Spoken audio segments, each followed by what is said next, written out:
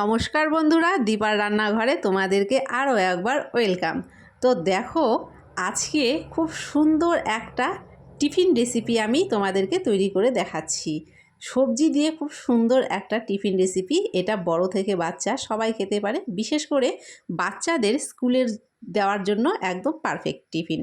তো কিভাবে তৈরি করলাম পুরো ভিডিওটি দেখতে থাকো। তো প্রথমেই আমি এখানে একটা পাত্রে নিয়ে নিচ্ছি আটা। এক বাটি আটা নিয়েছি, আর এখানে আমি ছোট ছোট করে কেটে রেখেছিলাম গাজর, সেটা দিলাম। তারপরে দিলাম লঙ্কার কুচি, দিয়ে দিলাম টমেটো, দিয়ে দিলাম পেঁয়াজ, আর এখন দিয়ে দিচ্ছি ধনেপাতা। তো সব উপকরণগুলো আমার দেওয়া হয়ে গেল। এবারে আমি দিয়ে দিচ্ছি স্বাদের জন্য লবণ, আর দিয়ে দিচ্ছি চিনি। শুকনো উপকরণগুলোকে এখন খুব ভালো করে আগে আমি মিশিয়ে নিলাম। তারপর সাধারণ জল দিয়ে একটা সুন্দর ব্যাটার তৈরি করে নেব।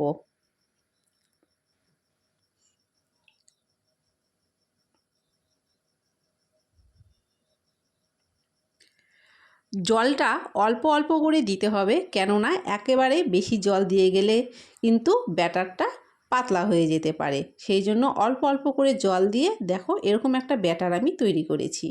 তারপরে এর মধ্যে একটা ডিম আমি ভেঙে দিয়ে দিলাম।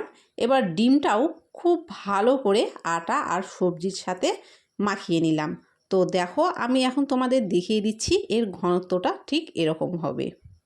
তো ব্যাটার আমাদের রেডি হয়ে গেছে।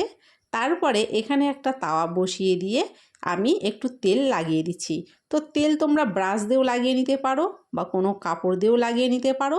তো আমি এখানে বেগুনের মুখের অংশটা কেটে সেটা দিয়ে তাওয়াতে তেল লাগিয়ে নিলাম।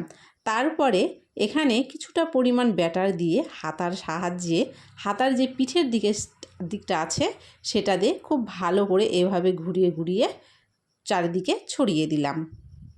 তো দেখো, একদিকে ঠিক হয়ে গেলে এভাবে উল্টে দেবো। আর এটা কিন্তু খুবই খেতে সুস্বাদু হয়েছিল আজকে, আর দেখতেও কিন্তু অসাধারণ হয়েছে। যেহেতু গাজর টমেটো দেওয়া আছে সেই জন্য দেখতে একটু লাল লাল লাগছে, আর ধনে পাতার জন্য একটু সবুজ সবুজ দেখাচ্ছে। দেখতেও যেমন সুন্দর হয়েছে, খেতেও তেমন সুস্বাদু হয়েছে। তো দেখো, এখানে আমি সবগুলো টিফিন রেডি করে নামিয়ে নিয়েছি। আর বাচ্চাদেরকে এভাবে রোল করে তাদের টিফিন বক্সে ভরে দিলে দেখবে বাচ্চারাও মন ভরে খেয়ে নেবে আর সন্তুষ্ট হয়ে যাবে। তো কেমন লাগলো কমেন্টে অবশ্যই জানিয়ে একটা লাইক করে দিও।